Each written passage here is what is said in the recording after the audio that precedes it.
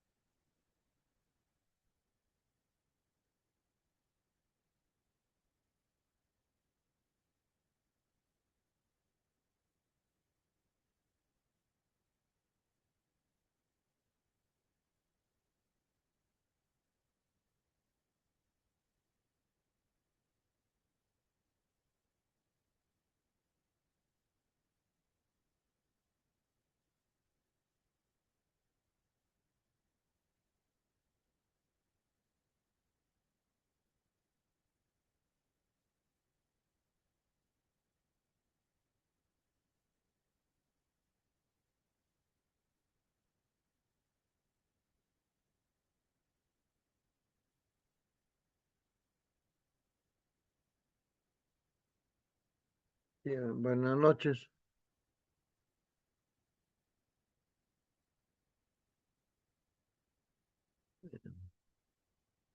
Buenas noches. ¿Me escuchan?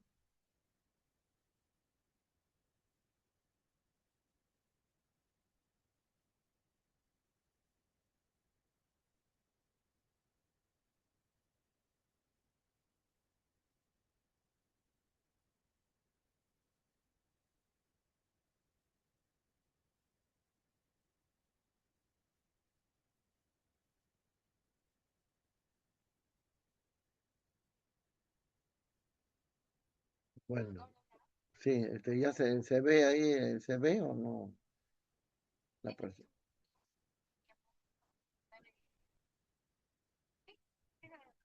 Ya, ya, entonces, Se cortó, ya, sí, está bien, ya. ¿sí? Bueno, entonces, Sí, sí, lo escucho. ya se escucha, Espera, ya están muy entrando bien. terminando de entrar los chicos y ya comenzamos en un minutito, en un segundo. Ya.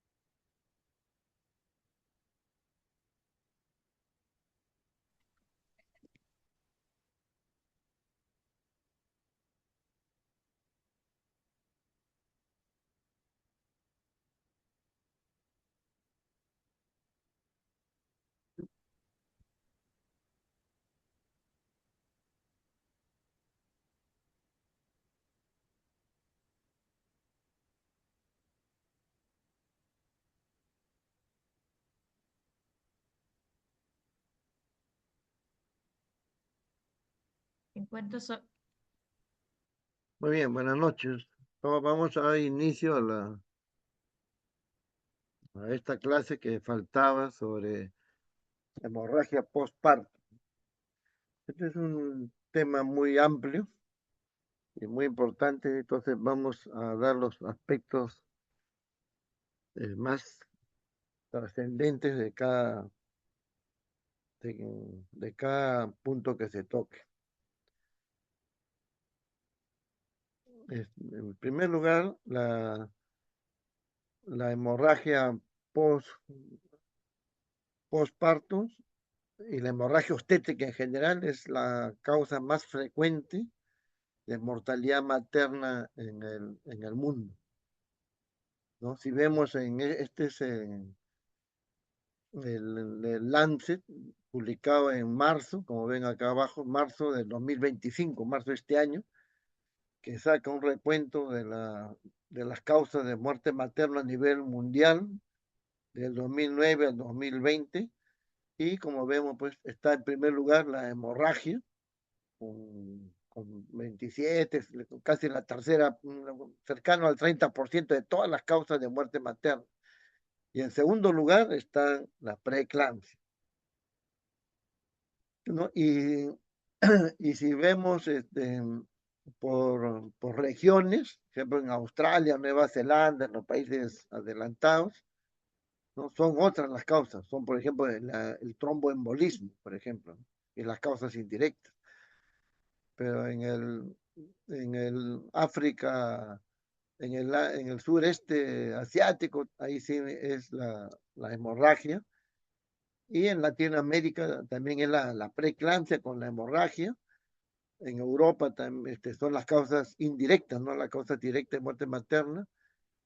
Y Si vemos países ya más pobres como el África subsahariana, ¿no? Definitivamente y también en el oeste del África, en estos países africanos, definitivamente la hemorragia es la principal causa de muerte materna. Entonces, este es un tema pues sumamente importante, ¿no? Y como vemos acá, la, la hemorragia es la principal causa de muerte materna a nivel mundial, a nivel global. Y si lo vemos por zonas del mundo, ¿no? Vemos que en promedio ha habido ahí 661.000 muertes, ¿no? Solamente por hemorragia. Pero en los países desarrollados, de esos 661 muertes, solamente 2.400 son por hemorragia, poquísimo. Y en cambio en los países pobres, 650, o sea, casi el 98%, casi más del 90, no, más del 95% de todas las muertes maternas asienta en los países en vías de desarrollo, ¿no? Y si lo vemos en Latinoamérica, que es lo que nos corresponde, también, ¿no? Corresponde al 21% de todas las muertes maternas. Esto es, esto es hasta el año 2025, ¿no? Las muertes maternas, como ven, están disminuyendo.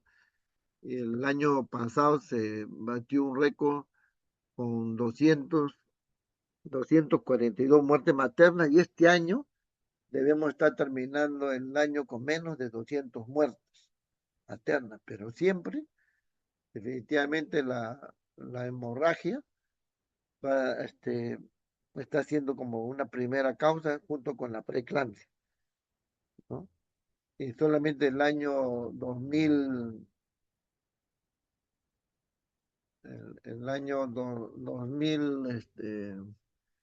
20, en la época de la pandemia, los trastornos hipertensivos ocuparon en la primera causa de muerte materna. Entonces, el problema, pues, como vemos, es sumamente grave y, y se muere una mujer cada 4 minutos, muere por cuestiones de la hemorragia. Pero ¿qué es lo más importante? Bueno, ya hemos dicho que el 99% de estas muertes ocurren en los países pobres. Y en los países pobres, una mujer que eh, tiene 100 veces más riesgo de morir por hemorragia que en un país rico, ¿no? Entonces, sobre todo pues en los países pobres. ¿Y por qué? Porque en los países ricos, si una mujer pierde sangre necesita 100 unidades de sangre, le ponen las 100 unidades.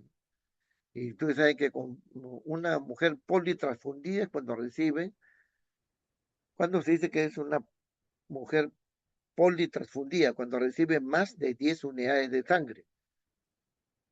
Entonces, si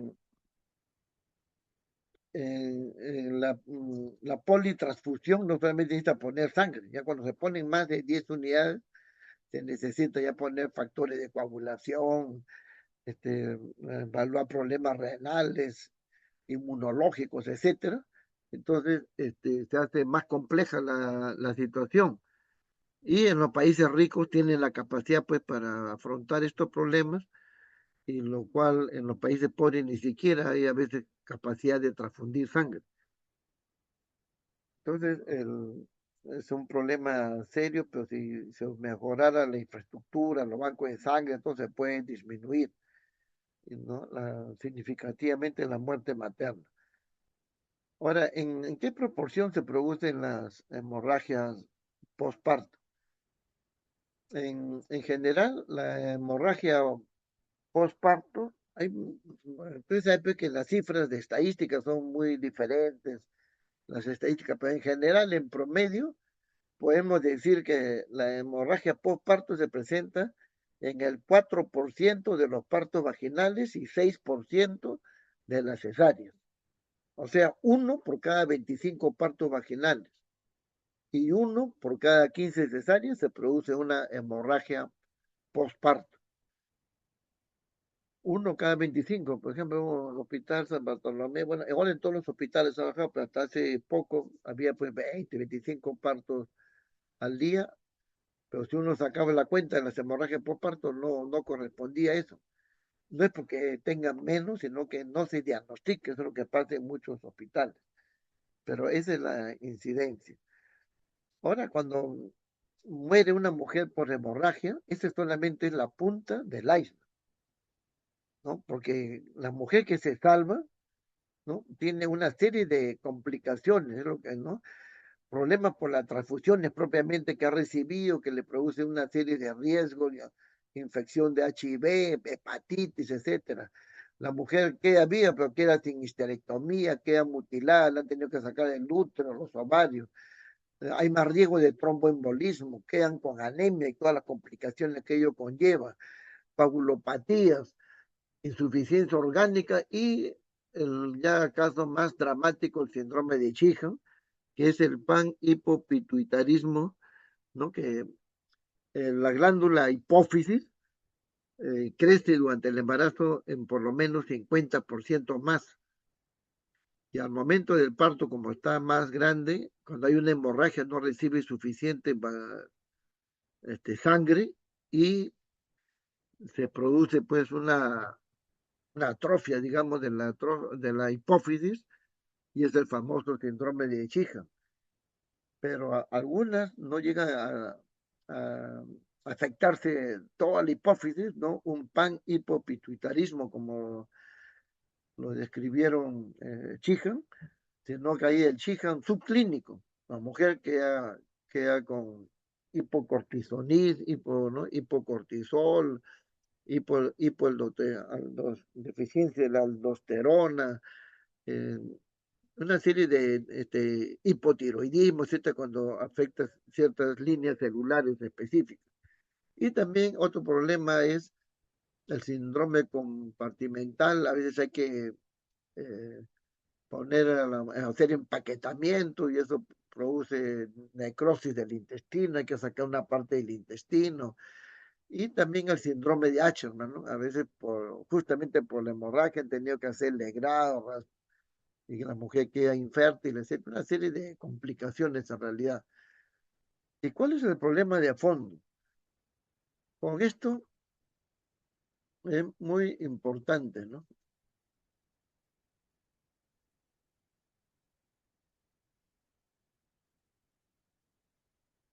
Acá vemos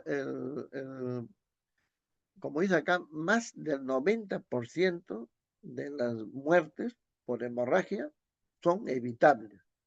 Se pudieron evitar perfectamente, ¿no? ¿Y por qué no se evitaron? Porque siempre hay una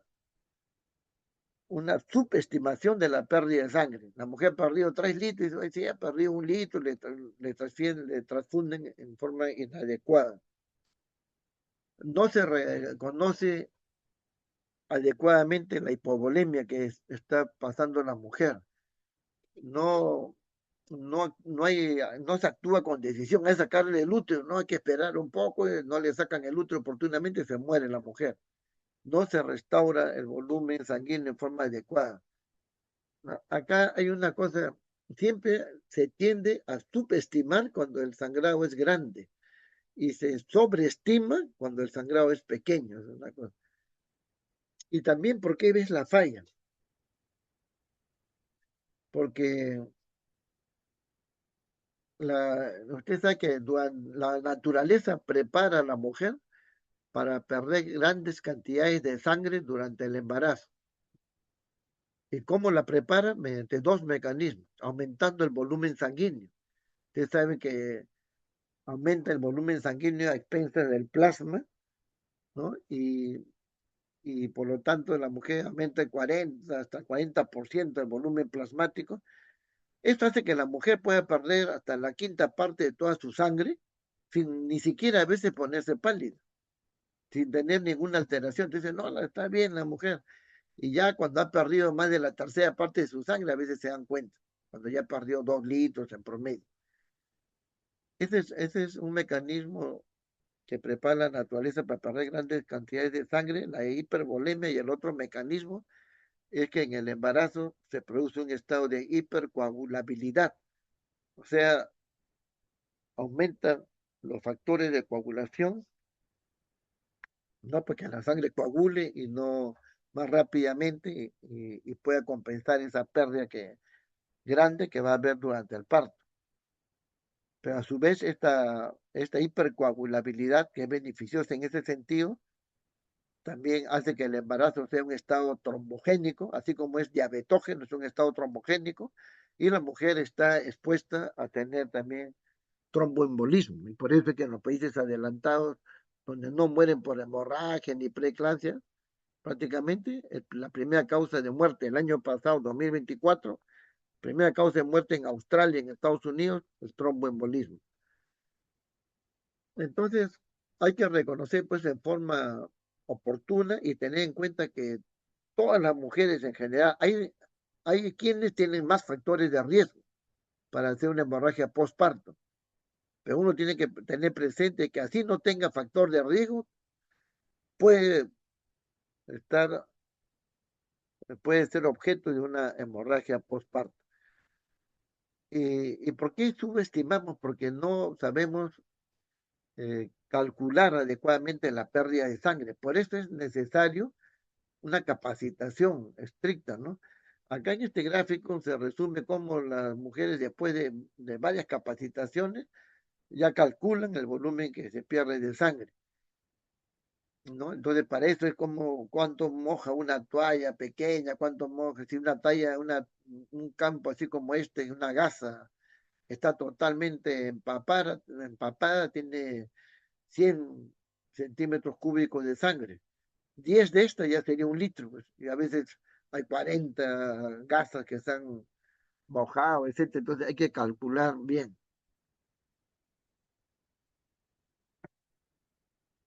Estos han hecho múltiples pruebas, ¿no? Cuando vino SEAS, que es de la técnica de SEAS, ¿no? Acá al Hospital San Bartolomé, en una charla, un curso internacional, ¿no? Antes puso una bandeja llena de un líquido rojo, como si fuera sangre, le da un papelito para que calcule cada uno cuánto había de sangre. ¿No? Entonces uno ya calculaba y resulta que había unos que ponían 100 centímetros, otros un litro, una variedad tremenda. Entonces no se puede calcular así a simple vista. Entonces tenemos que capacitar en ese aspecto.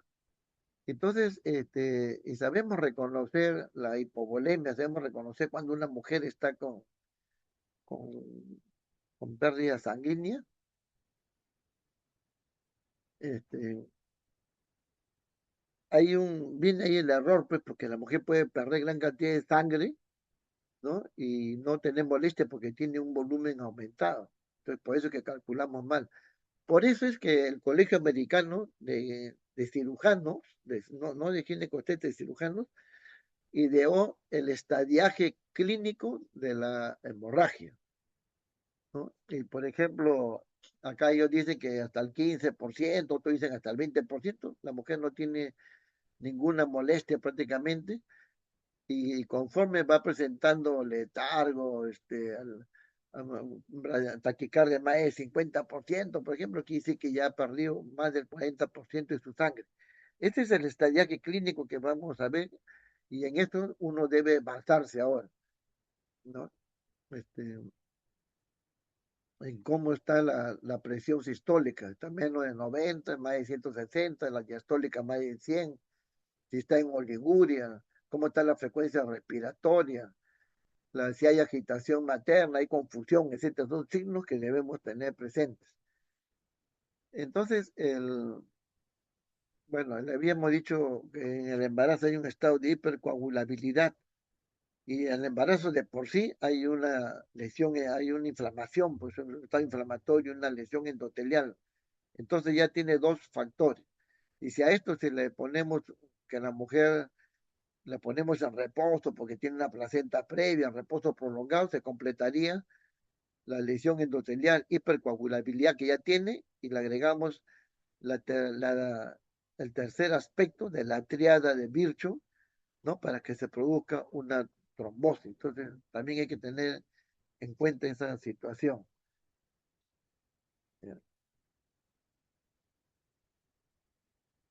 Entonces, y acá viene otra cuestión fundamental. El flujo por la arteria uterina en un embarazo a término es en promedio 600 centímetros cúbicos por minuto. Eso es algo fundamental. Es de 500, 700, en promedio 600 centímetros cúbicos es el flujo por minuto de la arteria uterina, lo cual representa que aproximadamente el 15% del gasto cardíaco va al útero. O sea, la sexta parte prácticamente del gasto cardíaco se dirige hacia el útero. Entonces, pues ya de ver esto, nomás 600 centímetros cúbicos por minuto, que dice que, imagínense pues, una mujer que está sangrando, en minutos va a perder una gran cantidad de sangre. Lógicamente, pues, no va a perder los 600 centímetros, no lo va a perder un minuto, pero de esos 600 pues, puede perder 100 hacia el exterior, ¿no? En 10 minutos puede perder un litro, entonces es muy importante cada minuto, como vamos a ver a continuación. Este, ahora, cuando decimos que hay una hemorragia postparto, la definición clásica, ¿no? Que se hizo de una forma arbitraria cuando hay más de 500 centímetros cúbicos en un parto vaginal y más de un litro de una cesárea. Esto fue una decisión arbitraria que está en el Williams, ¿no?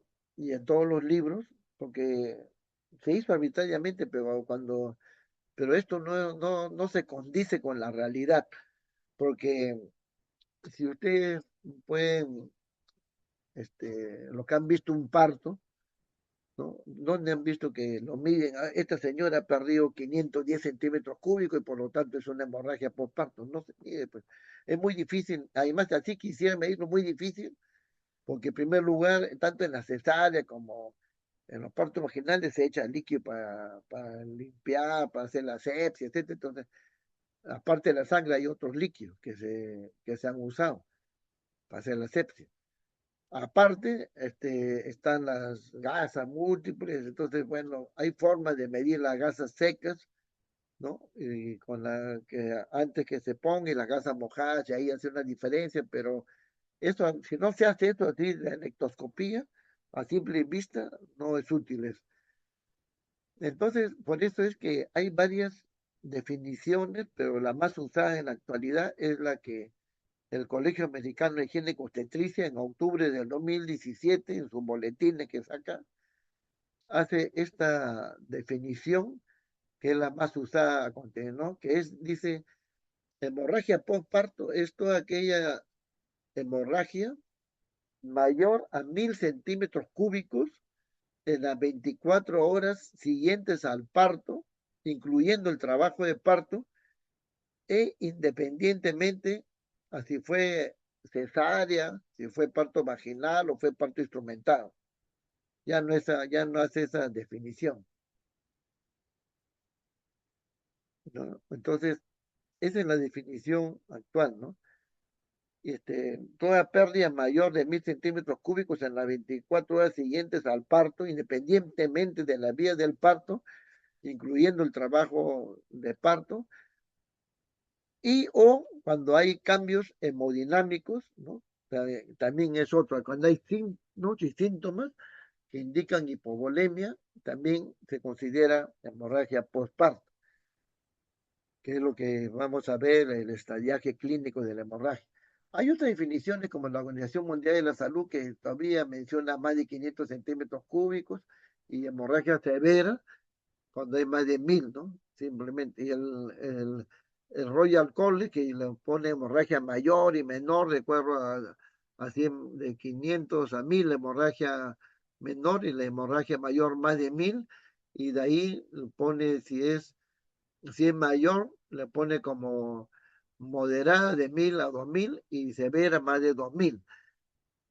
Y así hay varias definiciones, pero por ejemplo la Sociedad Canadiense, que es otra institución líder en el mundo en ginecobstetricia, la Sociedad Canadiense de Ginecobstetricia ya no se fija ya tanto en el volumen y dice hemorragia postparto es aquella hemorragia que produce trastornos hemodinámicos en la mujer, simplemente, ¿no? Cualquier hemorragia, ¿no? Que produce trastornos hemodinámicos, y punto, ya no indica de cuánto se pierde, etcétera. Entonces, pues, son habían otras definiciones como toda aquella hemorragia que produce más de una caída del 10% del hematocrito, pero ahí también viene muchísimas mujeres entran al parto y no se sabe cuánto era su hematocrito previo, entonces tampoco no se puede determinar. Entonces, pues, hay varias definiciones, entonces ahí viene lo que le decía, el estadiaje clínico de la hemorragia. Entonces, hay 4 estadios de la hemorragia, ¿no? El estadio 1 es cuando la mujer pierde hasta el 15% de su volumen, otros dicen hasta el 20%, donde la mujer prácticamente no tiene ningún síntoma. La presión está normal, la frecuencia cardíaca menos de 100, su frecuencia respiratoria más o menos normal, la orina normal, no hay signo este, está en alerta, en estado de alerta, no hay compromiso mental, ese es estadio grado 1. Pero fíjese que puede perder 15 al 20%. Ahora, ¿qué cantidad es esta? Este es otro error, es decir, ¿cuánto tiene de sangre una mujer? 4 litros o 5 litros. Entonces de ahí le sacan a 20%. No. Lo primero que tenemos que determinar en una mujer es el peso y tener en cuenta que en una gestante, como tiene, ya hemos dicho, más volumen sanguíneo, una gestante a término tiene 80 centímetros cúbicos por kilo de peso. Entonces, no es igual, pues no, yo no puedo uniformizar a todas, porque una mujer de 50 kilos será 80 centímetros cúbicos por 50 kilos, sale 4 litros, 4 litros, 4.000 centímetros cúbicos. Pues si tiene 100 kilos, será 80 por 100, 8.000, ¿no?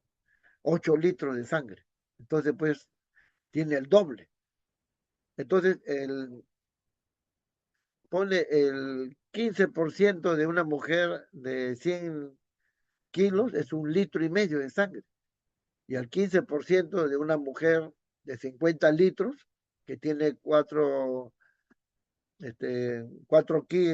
litros de sangre, 15% será 600 centímetros cúbicos. Pero esto es una gran cantidad, pues. Si una mujer no gestante que pese 70 kilos, 70 kilos, 8% son 5 litros 600. El 15% son 960, casi 1 litro, no más. Si cualquier mujer, una señorita, pierde 1 litro de sangre en un periodo de 20 minutos, posiblemente hasta se muere de choque hipovolémico. Pues la gestante está como si nada, y ahí vienen las confusiones. No, está normal la gestante y al poco rato ya entra en choque hipovolémico, continúan las deficiencias, choque hipovolémico irreversible y muerte. Entonces, muy importante. El estadio 2 es cuando pierde un promedio de 25% de su volumen sanguíneo, la cuarta parte. Si es una mujer de 70 kilos, peso promedio, 70 por 85 litros, 600. La cuarta parte de eso son 1,400 litros ya. Es bastante. Acá el pulso está en 100 a 120, la presión sanguínea está más o menos normal. eh, la intensidad del pulso disminuye un poco, la frecuencia respiratoria aumenta también, el volumen sanguíneo disminuye un poco y es un shock leve, digamos, y está moderadamente, levemente ansioso. En el estadio 3, en el estadio 3 ya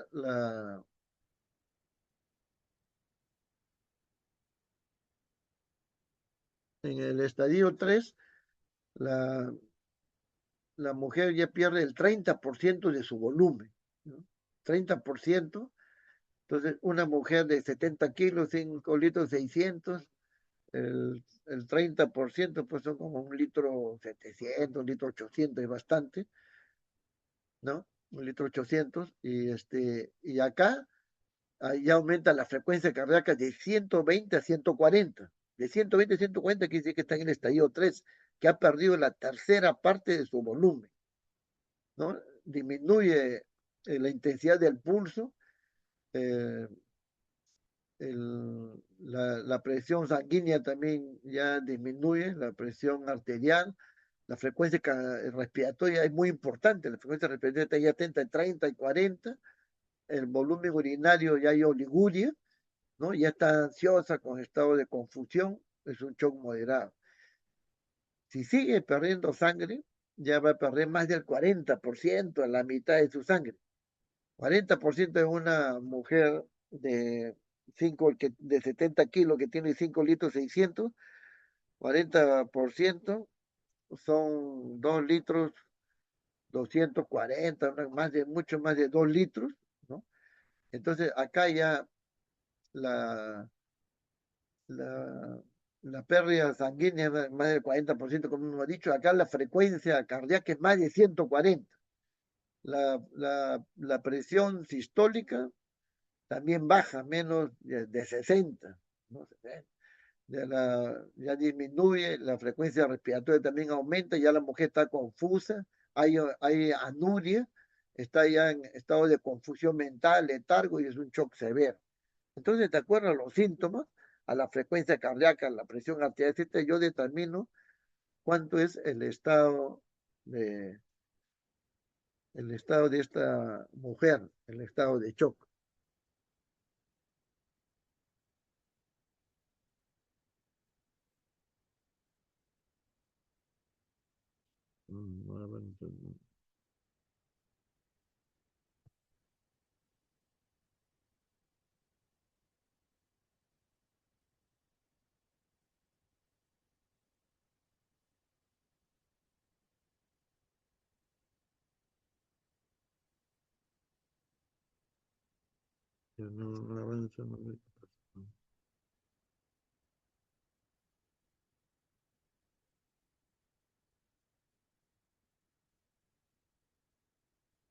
Bueno,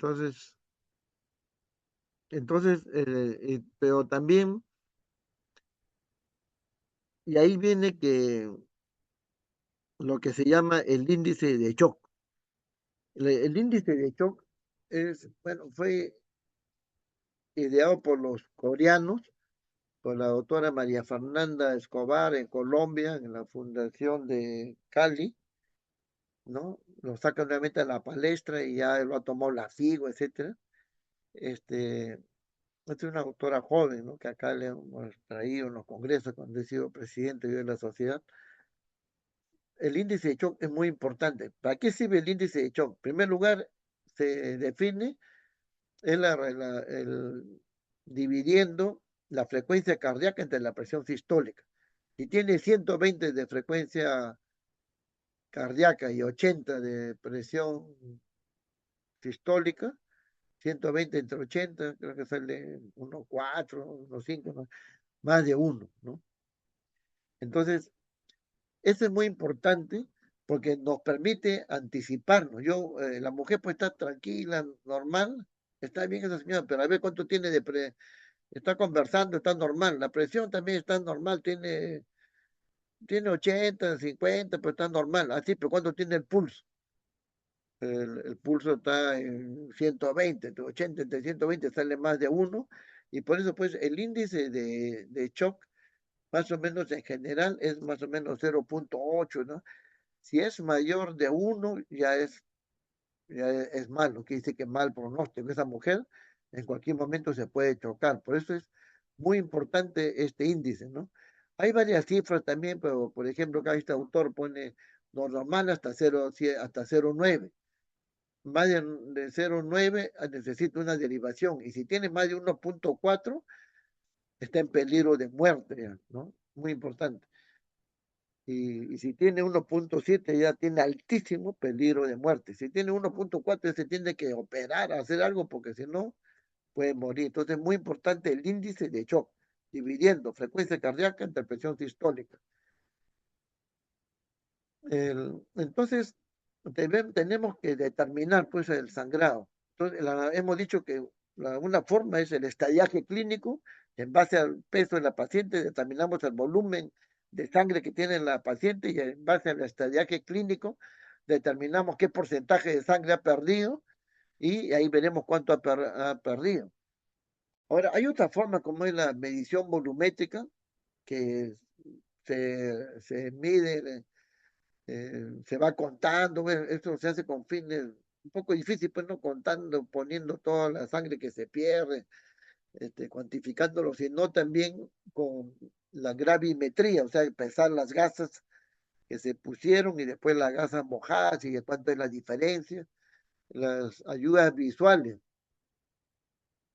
¿no? Que se ponen estos, a ver, si hay llenado una riñonera, quiere decir que es 500 centímetros cúbicos, etcétera, vamos poniendo.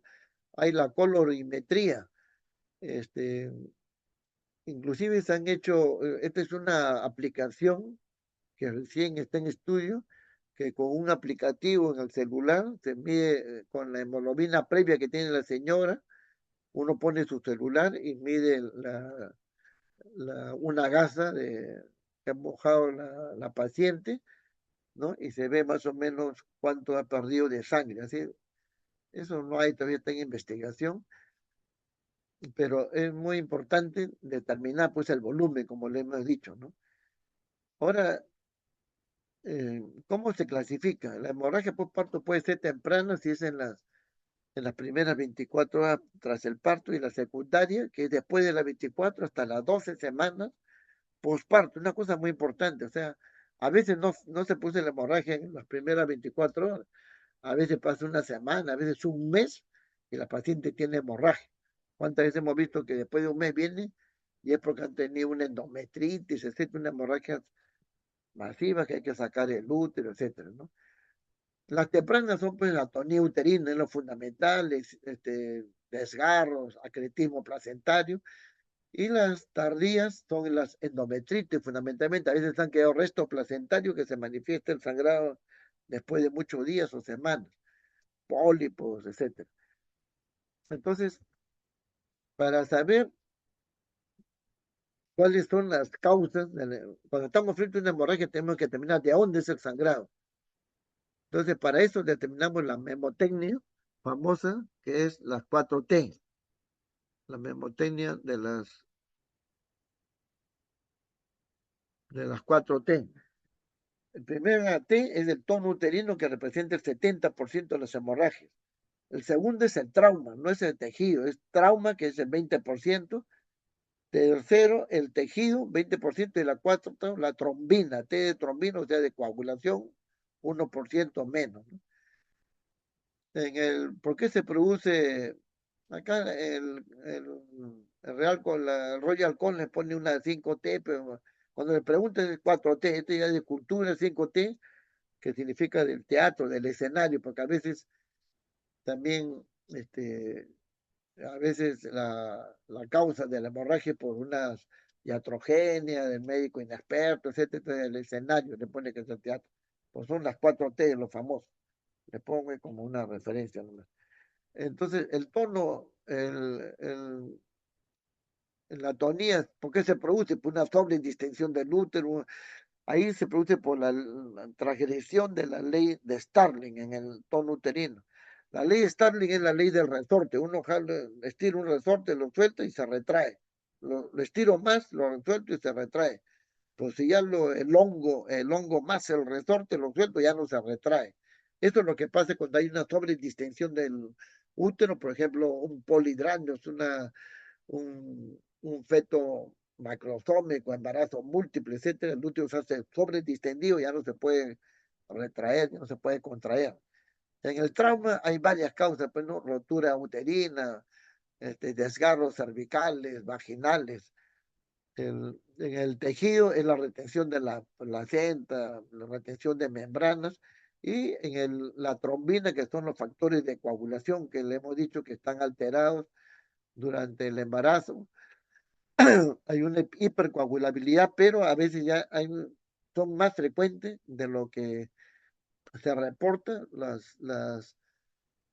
que la mujer tiene hemofilias preexistentes, ¿no? Sobre todo la enfermedad de von Willebrand, ¿no?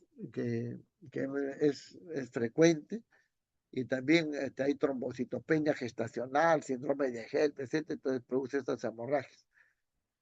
Para el diagnóstico de la atonía tenemos que palpar, pues el útero está contraído o no está contraído. Si no está contraído es una atonía uterina, ¿no? Y ahora, ¿por qué se ha producido esta atonía? Determinar, también puede la misma retención de la placenta, también puede ocasionar una atonía uterina. El otro aspecto que produce que el útero se ponga totalmente atónico es en la inversión uterina. Este es un cuadro dramático en que si uno jala puesto en la maniobra de, de Brand Andrews, en el alumbramiento dirigido, tiene que poner la mano suprapúbica para evitar justamente la inversión uterina. No suprapúbica y ya una contracción, porque si no yo jalo y el útero es como un calcetín, ¿no? Que se invierte, la parte de adentro se pone hacia afuera. Si ocurre eso, yo tengo un minuto para actuar. Si me demoro más de un minuto, ya el útero ya no lo voy a poder reponer el útero, porque ya se contrae, voy a tener que operar y posiblemente muera la paciente.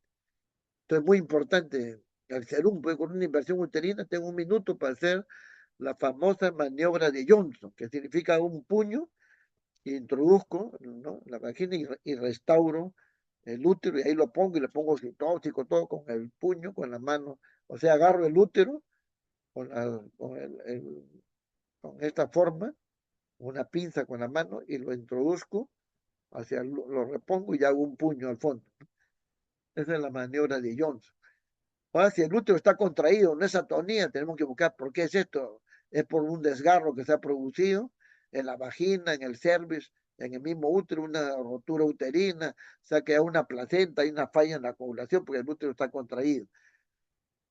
Ahora, ¿cuáles son los factores de riesgo para la hemorragia postparto? Hay múltiples, como vemos acá. Los antes de parto, mayor de 35 años, la multipa, la obesidad, el embarazo múltiple.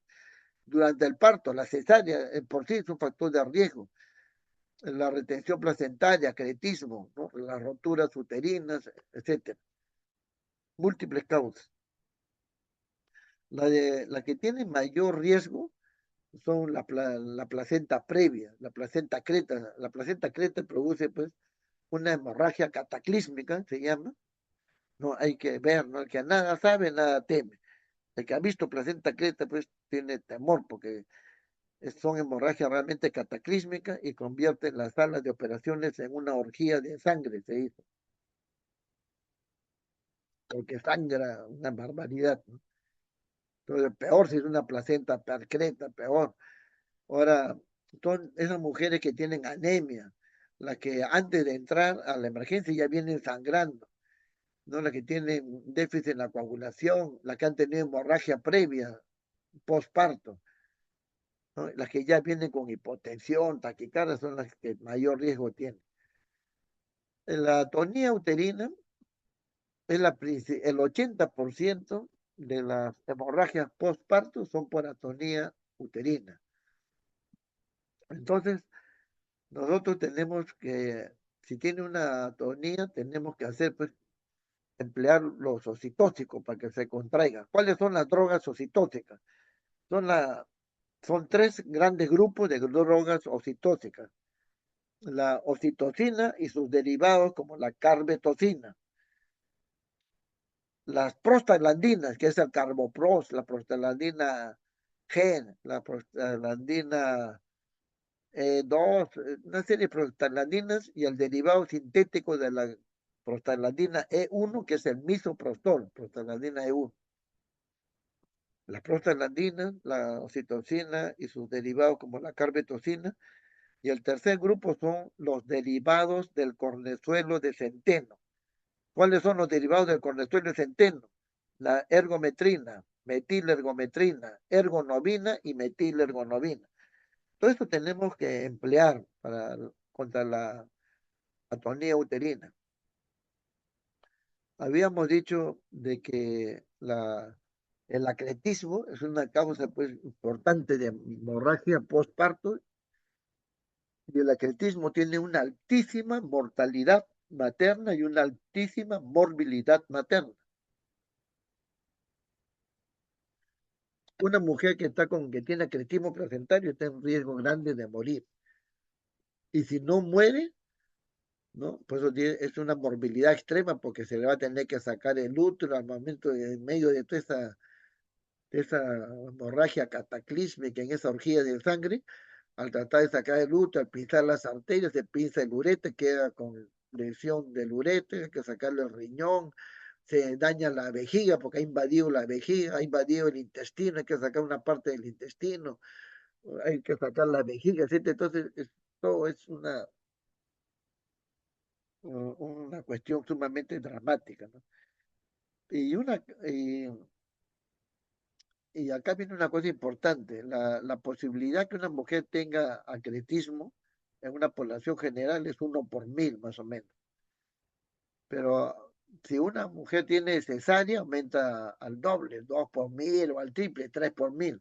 Si tiene placenta previa, aumenta igual al doble, 2 por 1000 o 3 por 1000. Entonces, ese es un error decir, ¿por qué tiene atletismo? Porque tiene cesárea. No, si tiene cesárea aumenta efectivamente el doble, pues uno, de lo que era 1 por 1000 al doble, 2 por 1000. Pone al triple, 3 por 1000.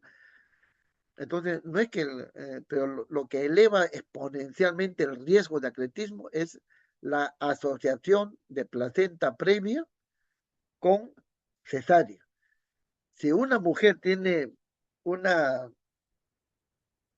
hay diferentes cifras, ¿no? Pero acá lo que lo sistematizamos, acá, que deben recordar, es si una mujer tiene una cesárea y tiene placenta previa en el embarazo actual, tiene 10% de posibilidad de hacer atletismo, o sea, 100 por 1000. De lo que era 1 por 1000, sube a 100 por 1000. Si tiene dos cesáreas, tiene 25% de hacer atletismo. Si tiene dos cesáreas y placenta previa. Esa es la asociación. Si tiene dos cesáreas simplemente, aumenta 5 veces más, 5 por 1000. Pues si tiene dos cesáreas y placenta previa ahora, 25%, o sea, una de cada cuatro, 250 por 1000. Si tiene tres cesáreas y placenta previa es 40% o 50%, o sea, una moneda al aire que tenga atletismo. Y si tiene cuatro cesáreas, es el 67% de posibilidad que haga atletismo. Si tiene cuatro cesáreas y ahora tiene placenta previa, 2 de cada 3 mujeres van a tener atletismo. Entonces, muy importante cuando una mujer tiene cesárea anterior, en atención a que el médico busca lo que sabe y encuentra lo que busca, la primera pregunta es ¿dónde está la placenta? No, porque si es cesárea anterior y la placenta es previa, aumenta el riesgo exponencialmente. Entonces tenemos que evaluar, pues hemos dicho que en la sangre circula 600 centímetros cúbicos por minuto, y entonces cada minuto es valioso. Y por eso es que tenemos que tener un protocolo bien establecido y actuar de inmediato. Y por eso es que se habla de la hora de oro, la hora de oro. ¿Qué significa esto? Si yo actúo en los primeros minutos de la hemorragia, se va a salvar el 100% de las mujeres, ¿no? Que es lo que ocurre en los países adelantados, inmediatamente y no muere nadie. Pero si yo me demoro una hora y no hago absolutamente, y no actúo como debe ser, me demoro en actuar, una hora se, se va a morir casi más del 90, casi todas las pacientes se van a morir. Entonces, cada minuto es valioso. Por eso es muy importante, ¿no? Actuar de inmediato, tener un protocolo bien definido. Entonces, ahí es donde entra la clave roja. ¿Qué significa la clave roja? Que a una señal, no suena un timbre, algo, ¿Por qué son las demoras? Porque hay que trasladar al paciente, hoy, pues, el chofer no está, la ambulancia no está con gasolina o el banco de sangre no viene para tomar la muestra, no hay sangre, etcétera. La hora de la clave roja significa que a una señal, el chofer rápidamente, si está en un lugar que tiene que hacer un lugar de menor nivel, ¿no? Va rápidamente y ya prepara la ambulancia y todo porque está preparado para trasladar a la paciente. Si está en un hospital, ya el del banco de sangre ya corre con la sangre ya mismo, le hacen las pruebas cruzadas. Todo el mundo sabe lo que tiene que hacer. Esa es la clave roja, ¿no? Porque cada minuto es valioso y eso es la hora de oro. Entonces tenemos que evaluar la gravedad del problema y acá está un poco más especificado según este cuadro. Hemos dicho, más de 140 está en estadio 4, que dice que ha perdido ya más del 40% de su sangre, ¿no? Muy importante. Entonces, el índice de shock también sumamente importante. El, el, el estudio colaborativo de California para el cuidado materno también establece una serie de pautas que son semejantes a las que hemos dicho, sino que ellos en vez y pone que todas las mujeres en trabajo de parto están en estadio cero, ¿no? Y si estadio uno, si pierde tal cantidad de sangre, etcétera, y también basándose en los signos y síntomas fundamentales, y hace todo un esquema que viene a ser semejante a la clave roja. Y la clave roja la inventa un peruano, que es el doctor Juan Arroyo, que lo hace muchos años en Tarapoto, ¿no? Y después ya lo ha tomado la Flazón. Esto cada vez hay más estudios, se ha demostrado que un factor pronóstico importante para ver cómo, qué grado de gravedad tiene la mujer en hemorragia postparto es la cantidad de fibrinógeno. Y tenemos que tener eh, un fibrinógeno en más de 200. Pero ¿dónde medimos fibrinógeno? Pues acá, en primer lugar, que no todos los hospitales, la mayoría no dosan fibrinógeno. Y si lo dosan, demora horas. Y cada minuto es valioso. Por eso se ha inventado el tromboelastógrafo, que con una muestra de sangre lo hace de inmediato. Esto cuando se hace este estudio, era el 2015, 2010, pero ahora ya, acá era una cosa pronóstica, ya el año pasado han salido ya otros artículos, han sofisticado este tromboelastógrafo y en el futuro va a ser un arma muy importante para determinar y cuantificar la sangre y mejorar el manejo de la hemorragia postparto. Entonces tenemos pues, que activar la clave roja, ¿no? Mejorar todas las vías aéreas, tratar pues, como una paciente que está en shock, ¿no?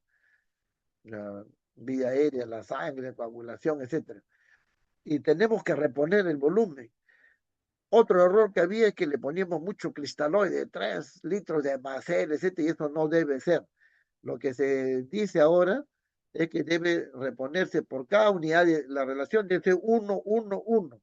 Por cada unidad de sangre, una unidad de plaquetas y una unidad de plasma fresco congelado, ¿no? O sea, de factores de coagulación.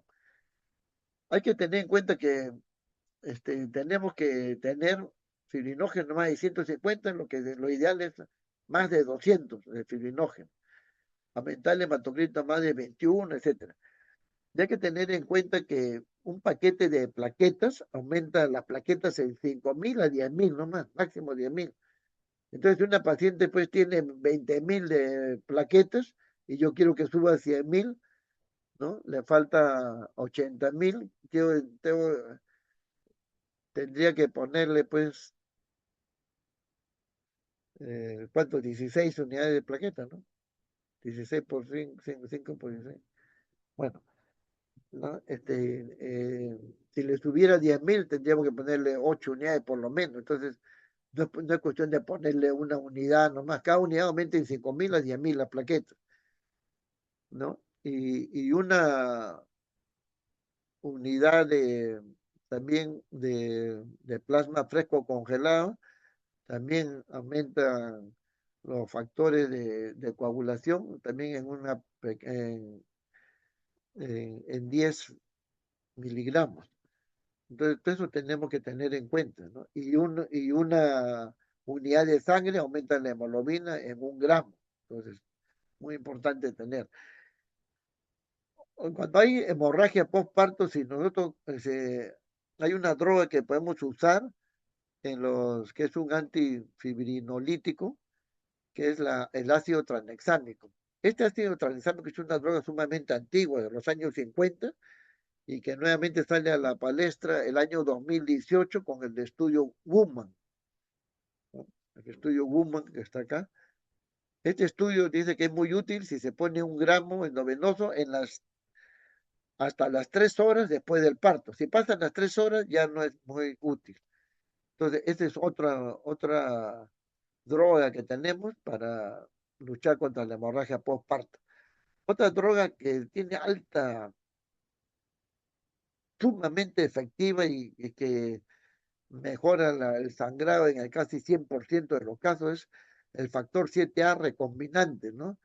Que es un factor que actúa en la cascada de la coagulación y que y, y se usa ya en casos muy severos y tiene una efectividad altísima, pero lo que acá ya en Perú ha entrado como el Novo Nordis, ese que lo produce como Novo Seven, pero el problema es que es muy caro.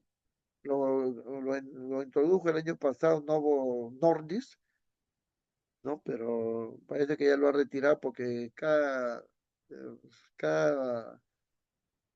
microunidad, miliunidad, cuesta $1 y si tiene que poner 100.000 unidades por kilo de peso, entonces una mujer de 80 kilos sale como 8.000 o 8.000 unidades y sería como $8.000 por dosis y a veces hay que poner 2 o 3 dosis, son $24.000, entonces no, pero es sumamente efectivo, si está recomendante. Ahora, para mejorar el tono, hay una maniobra salvadora que es el masaje bimanual. Eso ustedes salvan a la paciente, ¿no? Mientras la trasladan, etcétera. Y también la compresión de la aorta es muy importante, ¿no? Tenemos que usar la oxitocina y sus derivados, todos los oxitóxicos que hemos dicho. En el caso del trauma, que es el 20% de las hemorragias postparto, nosotros tenemos que, si el útero está siempre hay que evaluar también, porque puede estar el útero atónico, puede tener atonía y también puede tener un desgarro, puede tener atonía y también puede tener una retención de placenta, etcétera. Entonces, tenemos que poner valvas a la mujer amplias y ver toda la vagina, parece hay un desgarro en la vagina, un desgarro en el cuello del útero, etcétera, ¿no? Muy importante. También ve pues la trombina, cómo está la coagulación. Estamos frente a una coagulación intravascular diseminada, cómo están las plaquetas. Si hay una retención de placenta, tenemos que hacer la extracción manual de la placenta, etcétera, ¿no? Otra forma también es la técnica de SEA, ¿no? La técnica de SEA significa que yo tengo, bueno, la oxitocina tengo que poner endovenoso, si es una cesárea podemos ponerle en los cuernos del útero, etcétera, ¿no? Hemos dicho que la compresión uterina bimanual es una medida salvadora, igual la compresión de la aorta. También podemos ponerle los balones intraúteros, es el balón de Bakri, el famoso balón de Bakri, lo introduzco en el útero y le inyecto líquido con agua tibia y eso se distiende y comprime la cara interna del útero y disminuye el sangrado. Si no tenemos el balón de Bakri, podemos poner una sonda folio, 1, 2 o 3 sondas folio dentro del útero y le inflamos. Y si no tenemos tampoco esta cosa, también podemos hacer esta que antes nosotros usábamos, el empaquetamiento. Después dijo que no, pero también ahora se ha visto de que llenar el útero de gasas, pues están en el Perú, no tienen nada, lo pueden llenar de gasas, pero tiene que estar, el problema es que si dejan un espacio sin vacío, entonces esto se va acumulando de sangre, tiene que poner bien comprimida, así como está, que no dejar espacio libre totalmente, como dice en esta foto. Bueno, puedo poner la sonda Foley, sino este balón de Sextuckey-Blackmore que se usa en las hemorragias gástricas, ¿no? O el balón de Rush que se usa para la próstata, que son más baratos. No tengo nada de eso, puedo inflar un condón, introduzco un condón y lo lleno de líquido en la vagina, el condón, o si no, pongo un guante y lo inflo dentro de la vagina, ¿no? Si no, tengo que operar y tengo que hacer la famosa técnica, bueno, primero ligo las arterias uterinas, puedo ligar la arteria hipogástrica o hacer la técnica de Bell-Lynch, ¿no? Que es el empaquetamiento. Del, la cosa es envolver el útero, presionarlo como un paquete y amarrarlo, ¿no? Si no, la ligadura es hipogástrica, pero esto demora también. Entonces, la técnica de Bell-Lynch, ¿no? Este Bell-Lynch es un moreno que estaba frente a una paciente, dijo: "Ay, pues, tenemos que sacar el útero porque está sangrando". La paciente estaba despierta, pues, porque estaba con anestesia peridural. Dijo: "No, yo no quiero que me saquen el útero". Y en Estados Unidos, pues, la mujer se pone a que le da un juicio por millones de dólares por sacarle contra su voluntad, etcétera. Entonces le ideó ese empaquetamiento del útero y de ahí se ha hecho famoso y es muy útil la técnica de Bell-Lynch, ¿no? Que lo envuelve el útero. Es una técnica en esta forma, pasan los hilos por acá adelante, atrás, etcétera, y, y hace que quede el útero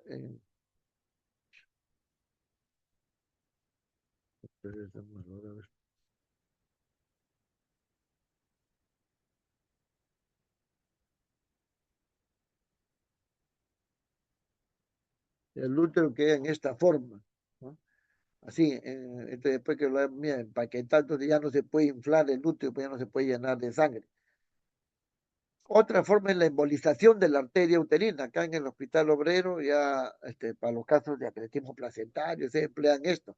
Por la arteria femoral ingresan sustancias higroscópicas que con el líquido se inflan, entonces taponan las arterias. Entonces, se usaba antes para los fibromas, pero ahora se usa también. Y eso hace que ya, por ejemplo, acá está el sangrado, y mire cómo ya disminuye en la arteriografía. Es muy útil la embolización de la arteria uterina.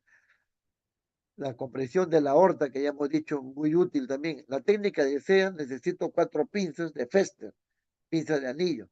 2 rectas, una jalo el labio anterior, otra el labio posterior, lo tracciono, palpo los ligamentos cardinales del tracto vaginal, ¿no? Y pongo una pinza curva de SEA y otra pinza curva, como está acá, y eso hace que al clampar las arterias uterinas disminuye el sangrado mientras la traslado a otro lugar, ¿no? Es la técnica de SEA, como dice acá, Francisco SEA.